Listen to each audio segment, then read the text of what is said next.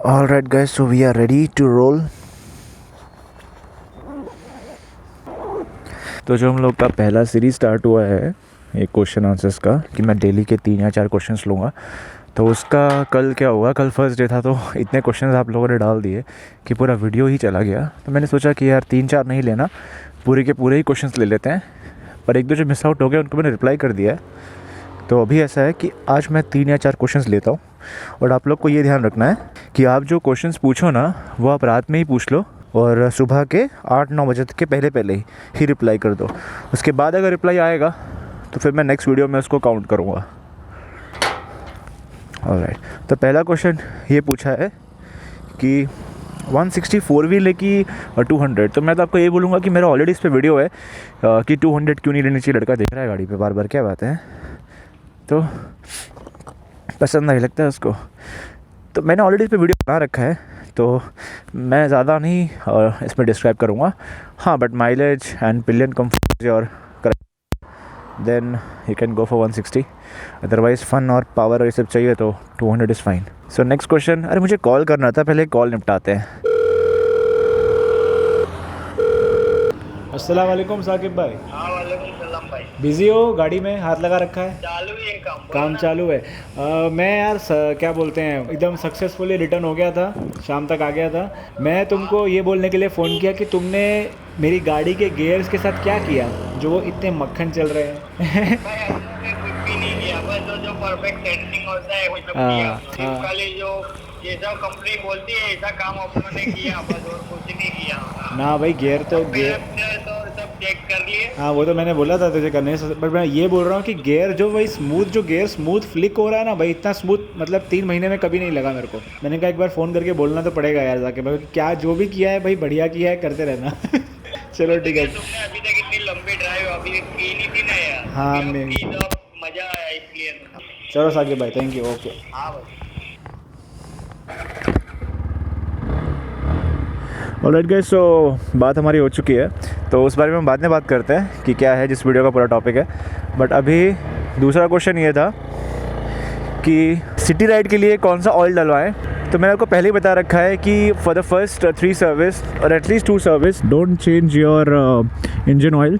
जो भी वो आता है ना सिंथेटिक वाला ट्रू 4 करके, वही आप डलवाओ जो कंपनी वाले डाल रहे हैं। बट चेक कर लो कंपनी वाले क्या डाल रहे हैं, ये ना हो कि साला वो कुछ और ही डाल रहे हो। क्योंकि जेन्युइन वर्कशॉप जो होते हैं ना, जो सही काम करते हैं, वो लोग जो कंपनी ने रिकमेंड किया वही डालते हैं। हाँ, बाद में आप आगे जाके उसको चेंज करवा सकते हो या मोटर में शिफ्ट हो सकते हो, मैं बाद में हम बात करेंगे उस बारे में। बट फर्स्ट 2 सर्विस में ना जो कंपनी ने प्रेफर किया है, लाइक जो ब्रांड ने प्रेफर किया है, वही डलवाने के लिए अपना वही डलवाने की कोशिश करो। सो थर्ड क्वेश्चन हम लेते हैं। सो नेक्स्ट क्वेश्चन पूछा था इसका जो फ्री प्ले होना चाहिए, जो फ्री प्ले होना चाहिए वो कितना होना चाहिए। तो मैं आपको जनरली बताऊं लेमैन लैंग्वेज में कि हल्का सा इतना मूवमेंट होना चाहिए। बट जनरली क्या होता है अब वो पता नहीं चलेगा, मैं देखूंगा तो मुझे आइडिया आएगा। वैसे मैं आपको बता नहीं सकता, बट अगर हम लोग टेक्निकल टर्म्स में बात करें तो मिलीमीटर्स में इसको हम कैलिब्रेट करते हैं। तो अराउंड 10 मिलीमीटर का फ्री प्ले होना चाहिए। बट मैं आपको पास से दिखाता हूँ,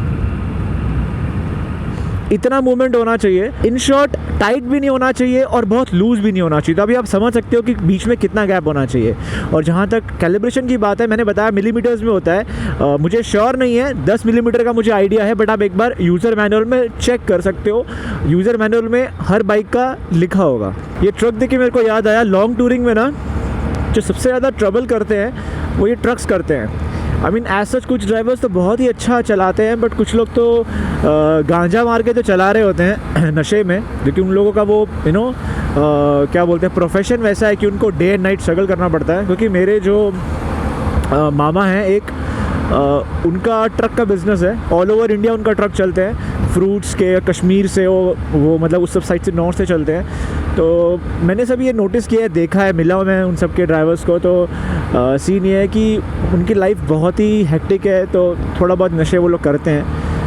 तो कुछ ड्राइवर्स सही रहते हैं बट कुछ ड्राइवर्स बहुत रिस्की होते हैं। तो लॉन्ग टूरिंग में ना आपको इन ट्रक वालों से ही बच के रहना है। बाकी भी मौसम बहुत ठंडा हो गया है सडनली, मतलब टेम्परेचर गिरा है मुझे लगता है, तो ठंड काफ़ी लग रही है। ऑलराइट गाइस, वीडियो पे आते हैं। मैं आप लोग को क्या बताऊँ, मैं जब स्टार्टिंग में मैंने जब ये वीडियोस बनाने स्टार्ट किए तो काफ़ी लोगों ने कंप्लेन किया, बहुत लोगों ने मुझसे पूछा ये सेम क्वेश्चन बार बार कि इसके गियर बॉक्स में बहुत आवाज़ है, गियर बॉक्स में बहुत आवाज़ है, कितने आरपीएम पे मैं गियर शिफ्ट करूँ, कौन सा गियर किस तरीके से सर हम शिफ्ट करें कि उसमें आवाज़ ना आए। तो मैं आपको ऑनेस्टली बताऊँ, मुझे एज सच इतना प्रॉब्लम फेस नहीं हुआ। हाँ, बट मैं कह सकता हूँ कि मैंने नोटिस किया है कि इसमें क्या प्रॉब्लम है। अगर आप हाई आरपीएम पे अगर आप गलत टाइम पे गियर शिफ्ट करोगे तो बहुत ज़्यादा आवाज़ आएगी। तो अगर आप इसको सही टाइम पे गियर शिफ्ट करोगे तो इतनी आवाज़ नहीं आती। तो ये जस्ट एक कह सकते हैं एक्सपीरियंस होता है एक राइडर का, उसको अपनी बाइक से एक सिंक होता है जो टाइम से आ जाता है। तो अगर आप बाइक बहुत टाइम से चला रहे हो और आपको थोड़ा है तो आपको गियर इंडिकेटर की भी ज़रूरत नहीं पड़ेगी।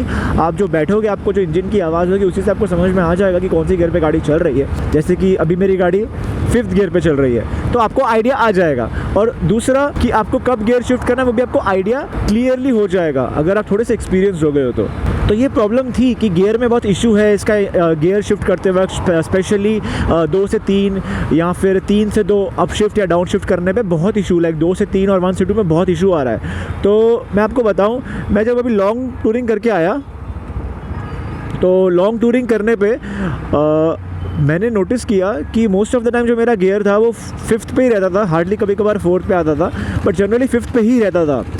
बट 1200 किलोमीटर कवर करने के बाद मैं अभी जब गियर शिफ्ट कर रहा हूँ ना, गियर इतनी स्मूथ, इवन अगर आपको पता होगा तो मैंने ये चीज़ मैंने वीडियो में भी कल के मेंशन की थी, पर गियर इतने स्मूथ हो गए हैं ना, मैं आपको क्या बताऊँ। मतलब ऐसा लग रहा है ना, हम जब किटकैट खाते हैं ना तो किटकैट खाते वक्त हम जब उसके एक बार को तोड़ते हैं तो कैसी आवाज़ आती है, इतनी क्रिस्पियर आवाज़ नहीं आ रही, बट बहुत ही सॉफ्टली वे में गियर शिफ्ट हो रहा है।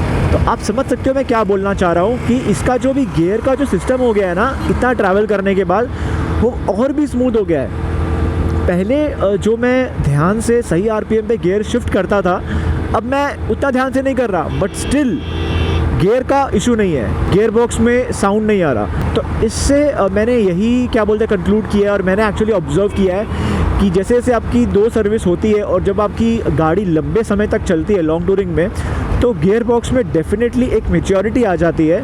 और जो बिगिनिंग में जितना क्रैंकी और जितना रिजिड जो आपका गियर बॉक्स होता है ना टीवीएस का, स्पेशली इस गाड़ी का, वो उतना रिजिड नहीं रहेगा।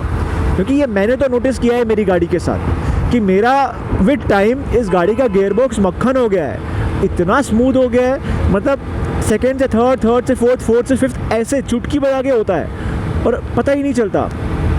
तो मुझे तो बहुत अच्छा लगा और मुझे ये डिफरेंस फील हुआ जब मैं लॉन्ग टूरिंग करके आया। तो जो मैंने आपको वीडियो के स्टार्टिंग में जो कॉल सुनाया वो मैंने उसी से बात करी थी जिसने मेरी गाड़ी को सेट किया था, रिपेयर किया था। तो वो तो बेचारा मॉडेस्ट बन रहा है कि मैंने तो कुछ नहीं किया, जो कंपनी ने बोलती है वही मैं करता हूँ एंड ऑल।